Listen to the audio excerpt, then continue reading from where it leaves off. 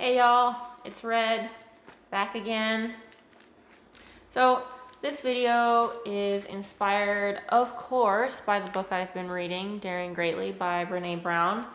It was influenced by just a few conversations I've had over the years.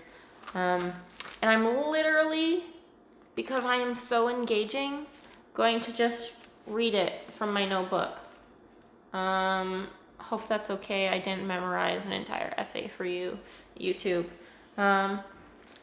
So basically, the idea about this video is that you can't build a friendship out of shame. And I know that sounds pretty intuitive, but let me tell you, stuff happens. People are raised certain ways, people learn certain ways of interacting with others, and it is not as, common sense as we might hope. So what I'm going to talk about is basically, you can't build a friendship out of shame, whether you are building from pure scratch, or if you're trying to rebuild after some sort of rupture. Okay. So we're going to start out with an anecdote. Imagine you're out with someone new. Maybe you met them on Tinder or Grindr, probably not Grindr, but imagine you're hanging out with someone new friend, you're getting along, then you reveal something personal about yourself. Maybe this could be anything small. Maybe you say that you like a certain type of TV show, like soap operas or anime. Imagine this new friend laughing and saying something like, "That's so stupid," or "Only kids like cartoons."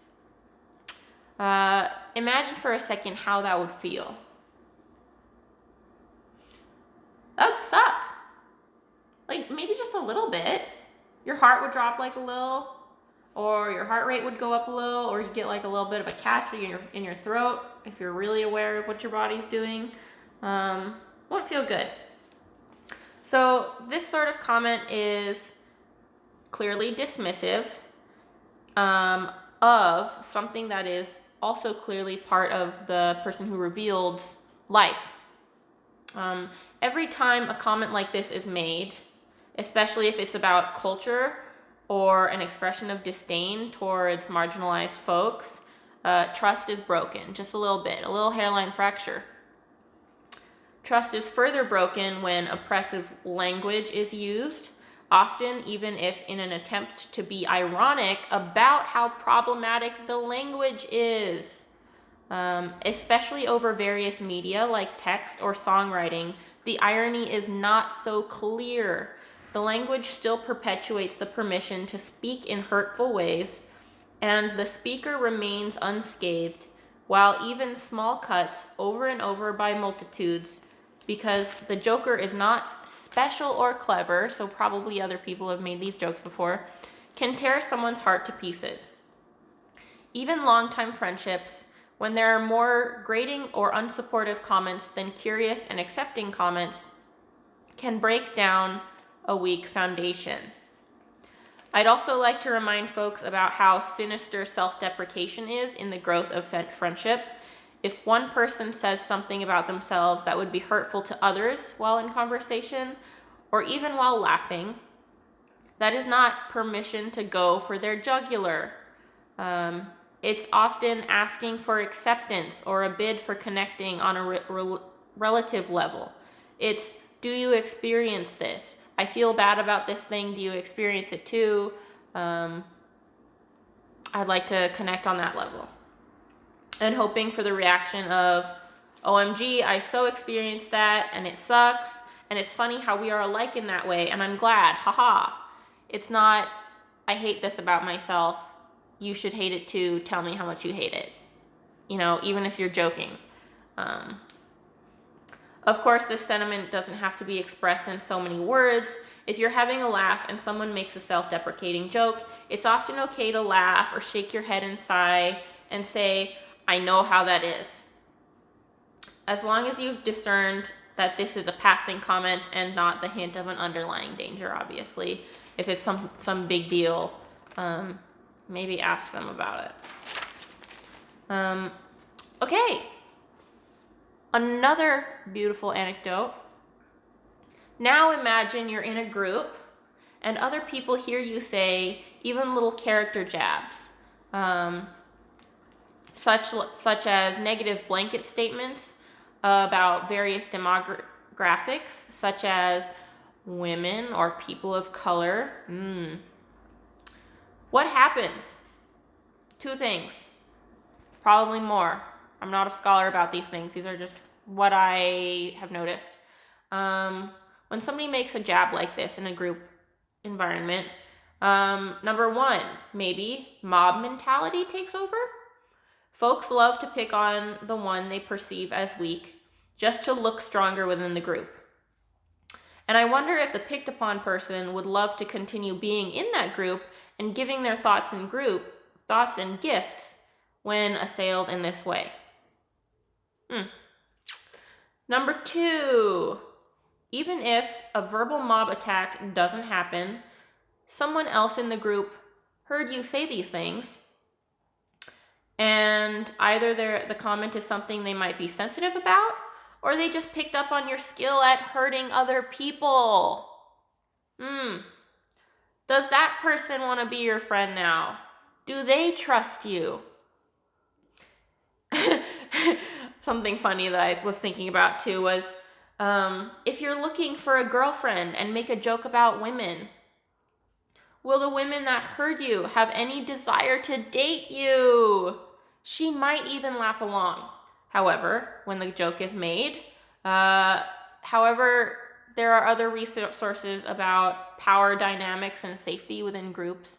I don't know all the details about it, but it's very important to know that if somebody that does not have historical power amongst certain people in groups laughs along with what those people in power are saying, it doesn't necessarily mean that they agree.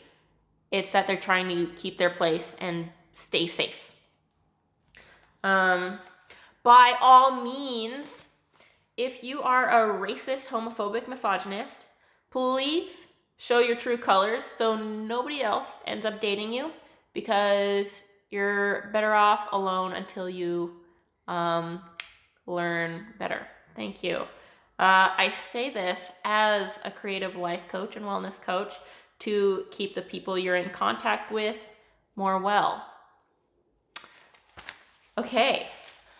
Eventually, little comments become habit. They become accepted framework for a relationship.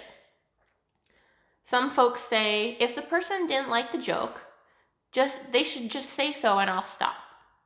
To that I say, can we just be more creative than cruel in our communication? Are you holding on so hard to these microaggressions? Are they really the true you? Is breaking people's spirits a part of your character that you're so jazzed by? Then, of course, like I said before, power dynamics are at play. If it's a white man making a joke, and the target of that joke is in a minority that has experienced or witnessed oppression, pain, and punishment at the hand of white men, for example, the target is often, not always, less likely to speak up. It gets more difficult depending on what environment you're at, especially if you're in like a work environment and you might get in trouble for speaking up for yourself. History says that this minority or targeted folk will continue to be laughed out of the room or punished again or disbelieved by others. So the white guy in this specific iteration, thinking he has unspoken permission, continues to make jokes, driving others away who don't appreciate the jokes, and siloing himself into a group of possibly other white guys who agree that the world has just gotten too PC. Don't we love them? These jokes are just contempt. And to read about how contempt and criticism ruin relationships, please visit the Gottman Institute online and look up the 4 horsemen of the apocalypse. The information is given in context of romantic relationships, but it applies to platonic friendships as well. And I'd also like to say that in the perspective of someone that's trying to recreate a relationship after a rupture, whether it was like a romantic breakup or a platonic breakup, whether it's a month after or years after, you still cannot use shame to try to build a relationship. For example, if one person was perceived to have done the damage all by their self, the other person cannot just keep asking, do this for me, pay for this for me, you deserve this treatment, I deserve for you to do kind things for me for the rest of my life, pay for my burger bill for the rest of my life, because you were a horrible person back then. Because sometimes people change. Wow. Of course, we can't be the ones that change the person. They have to decide to do it for themselves. So even making the decision to interact with somebody after a rupture is a whole exercise in discernment. And but once both parties decide that, hey, yes, we want to engage with each other on a different level or the same level again, we can't just keep bringing up the past. Like, we need to get that out of the way so we can build a better foundation, right? Or else you're just dragging each other down into guilt, and there's not a lot of space left for caring and uplifting, and who's going to want to stay in that relationship anyway? Like the rupture, if there's a second rupture, it would be for a different reason, but just as valid. Yes. So that's my thoughts on building friendship out of shame. And if you have any thoughts or feelings, you can share. You can ponder about it by yourself. Do what you need with it. I hope this video was helpful and entertaining, and I hope you have a great day.